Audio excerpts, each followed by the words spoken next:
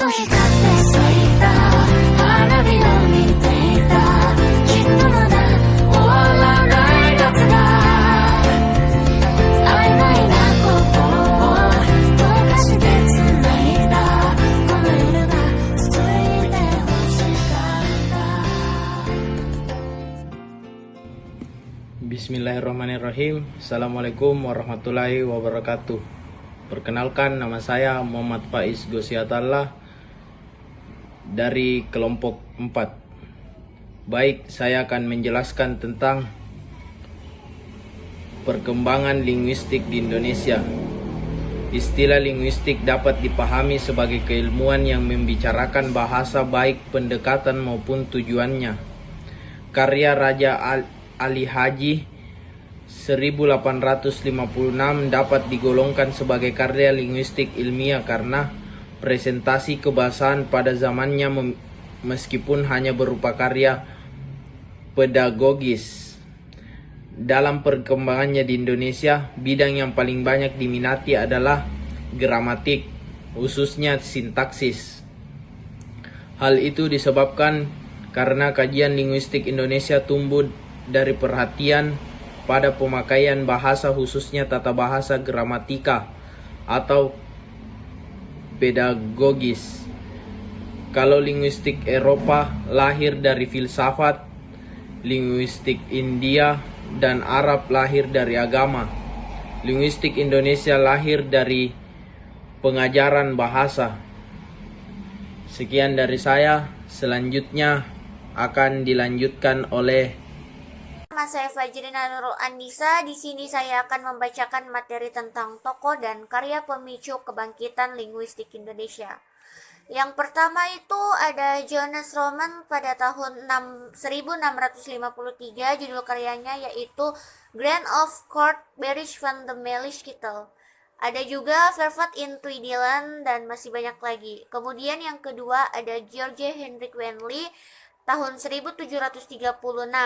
Judulnya yaitu Melischke Sprekens. Ketiga ada William Marsden tahun 1812 dengan judul A Grammar of the Malayan Language. Keempat ada Raja Ali Haji pada tahun 1857. Judul karyanya Bustanul Katibin, dan pada tahun 1859 ada juga dengan judulnya yaitu Kitab Pengetahuan Bahasa. Kelima ada Kuatin Sastra Suganda tahun 1910. Judul kitabnya yang menyatakan Jalan Bahasa Melaju. Keenam ada R.O. Winstead pada tahun 1914. Judulnya yaitu Malay Grammar. Ketujuh ada Zainal Abidin bin Ahmad pada tahun 1940. Karyanya yaitu Pelita Bahasa Melayu. Kedelapan ada Sultan Muhammad Sain pada tahun 1943. Judulnya yaitu Di Jalan Bahasa Indonesia. Selanjutnya pembacaan materi akan dilanjutkan oleh rekan kita yaitu Wisnu Aji Prasetyo. Bismillahirrahmanirrahim. Assalamualaikum warahmatullahi wabarakatuh. Di sini saya akan melanjutkan materi yang telah dibacakan oleh saudari Fajrina Nurul Andisa. Saya ingin membahas mengenai tokoh dan karya pemicu kebangkitan linguistik di Indonesia. Yang pertama ada Takdir Alis Jabana pada tahun 1953. Judulnya Tata Bahasa Baru Bahasa Indonesia. Yang kedua ada Madung Lubis pada tahun 1954. Judulnya Para Masastra Lanjut. Yang ketiga ada C.A. Mes pada tahun 1957. Judulnya itu Tata Bahasa Indonesia. Yang keempat ada Slamet Mujana pada tahun 1957. Judulnya itu Kaidah Bahasa Indonesia. Yang kelima ada EMF Paine pada tahun 1964. Judulnya itu Basic Syntactic Structure in Standard Malay. Yang keenam itu ada Ramlan pada tahun 1964,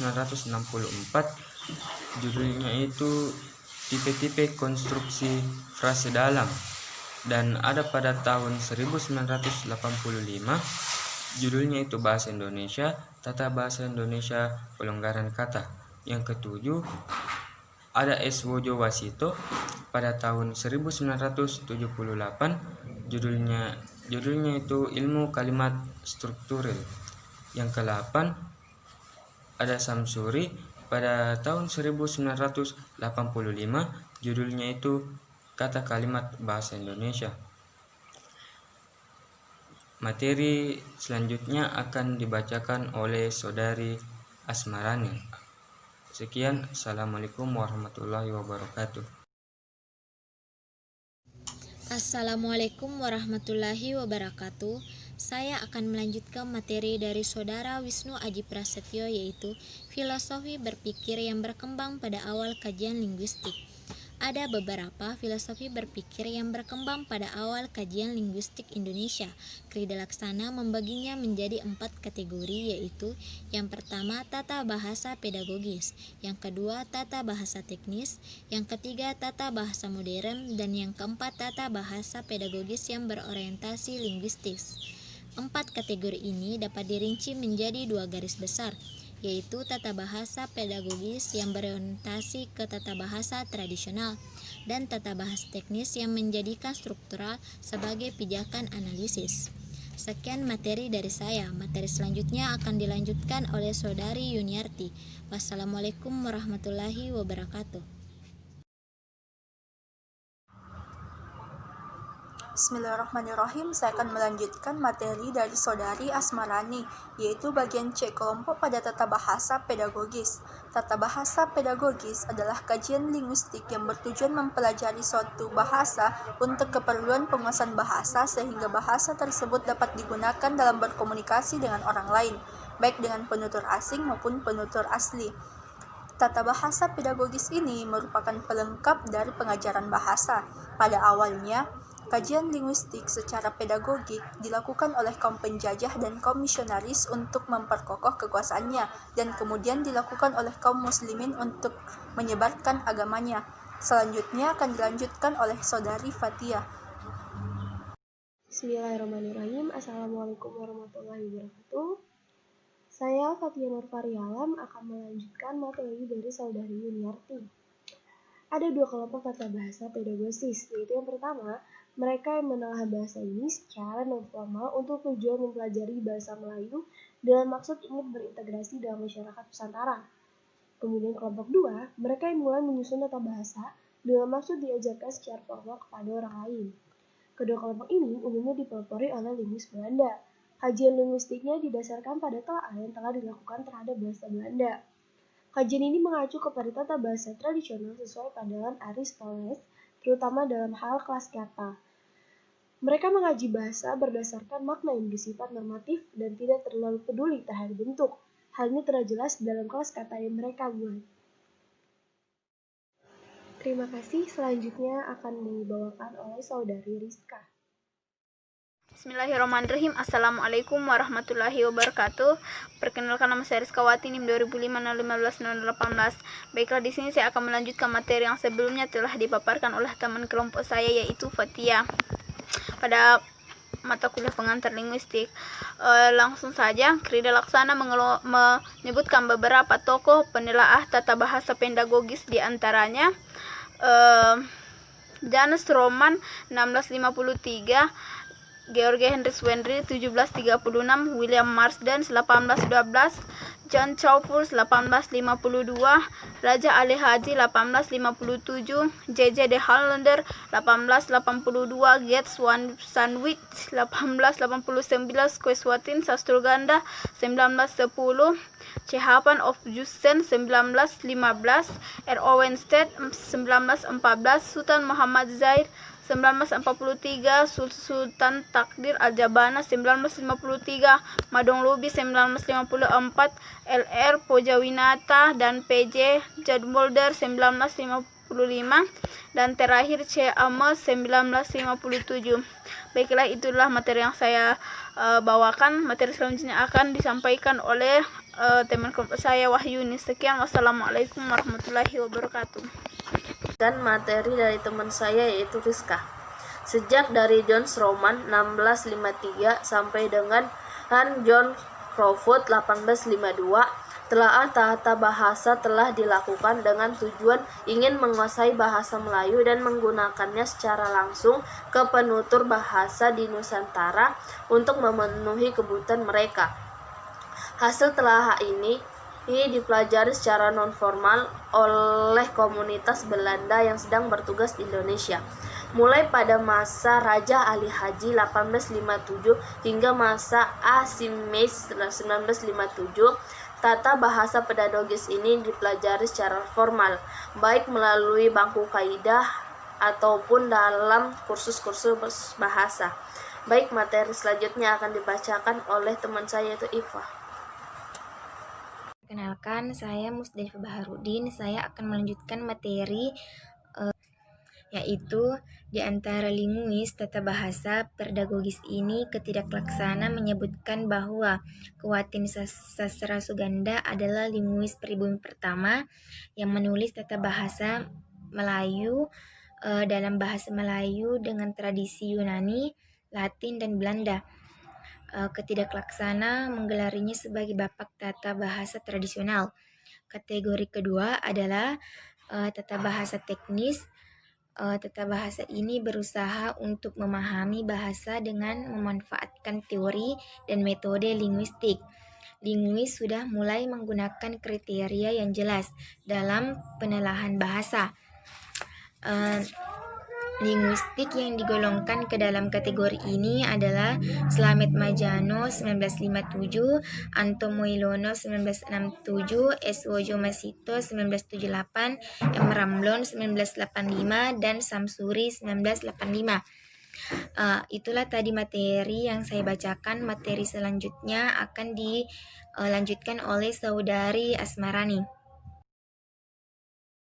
Assalamualaikum warahmatullahi wabarakatuh. Saya akan melanjutkan materi dari saudari Musdalifah Baharudin. Perkenalkan, nama saya Citra Iriani.